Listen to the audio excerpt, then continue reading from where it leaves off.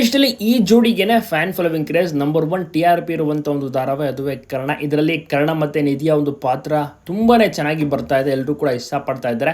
ಕಿರಣ್ ರಾಜ್ ಮತ್ತು ಭವ್ಯ ಅವರ ನಟನೆ ಆ್ಯಕ್ಟಿಂಗ್ ಸೂಪರ್ ಆಗಿದೆ. ಈ ಸತಿ ಇವರಿಗೆ ಖಂಡಿತವಾಗಿಯೂ ಕೂಡ ಅವಾರ್ಡ್ ಸಿಗೋದು ಗ್ಯಾರಂಟಿ. ಮತ್ತು ಈ ಒಂದು ಧಾರಾವಾಹಿಯಲ್ಲಿ ಜೋಡಿ ಒಂದಾಗೋದು ಯಾವಾಗ, ಮದುವೆ ಆಗೋದು ಯಾವಾಗ ಅಂತ ತುಂಬ ಜನ ಸಹ ಕುತೂಹಲದಿಂದ ವೆಯ್ಟ್ ಮಾಡ್ತಾ ಇದ್ದಾರೆ ಒಂದು ಎಪಿಸೋಡ್ನ ನೋಡೋಕ್ಕೆ. ಯಾಕೆಂದರೆ ಆಗಾಗ ಒಟ್ಟಿಗೆ ಮೀಟ್ ಆಗ್ತಾರೆ, ಭಾಳಷ್ಟು ಖುಷಿಯಾಗಿ ಪ್ರೀತಿಯಿಂದ ಮಾತನಾಡ್ತಾರೆ.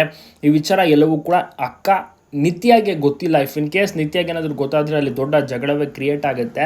ಇನ್ನು ರಮೇಶ್ ಈ ಒಂದು ಜೋಡಿ ಏನಿದ್ದಾರೆ ಲವ್ ಮಾಡ್ತಿದ್ದಾರೆ, ಕಂಪ್ಲೀಟಾಗಿ ದೂರ ಮಾಡಬೇಕು ಅಂತ ಪ್ರಯತ್ನ ಮತ್ತು ಏನೇನೋ ಒಂದು ಸಂಚನ ರೂಪಿಸ್ತಾ ಇರುವಂಥದ್ದು, ಕೇಡ್ತನ ಮಾಡುವಂಥದ್ದು. ಸೊ ಆದರೆ ಇಲ್ಲಿ ಭವ್ಯ ಮತ್ತು ಕರ್ಣ ಏನಿದ್ದಾರೆ ಇಬ್ಬರು ಸಹ ಒಟ್ಟಿಗೆ ಇರೋಕ್ಕೆ ರಮೇಶ್ ಕೂಡ ಬಿಡ್ತಾ ಇಲ್ಲ. ಆದರೂ ಕೂಡ ಇದೊಂದು ಜೋಡಿ ಒಟ್ಟಿಗೆ ಹತ್ರ ಆಗ್ತಾ ಇರ್ತಾರೆ, ಆಗಾಗ ಮೀಟ್ ಮಾಡ್ತಾರೆ, ಒಟ್ಟಿಗೆ ಕೂತ್ಕೊಂಡು ಮಾತನಾಡ್ತಾರೆ.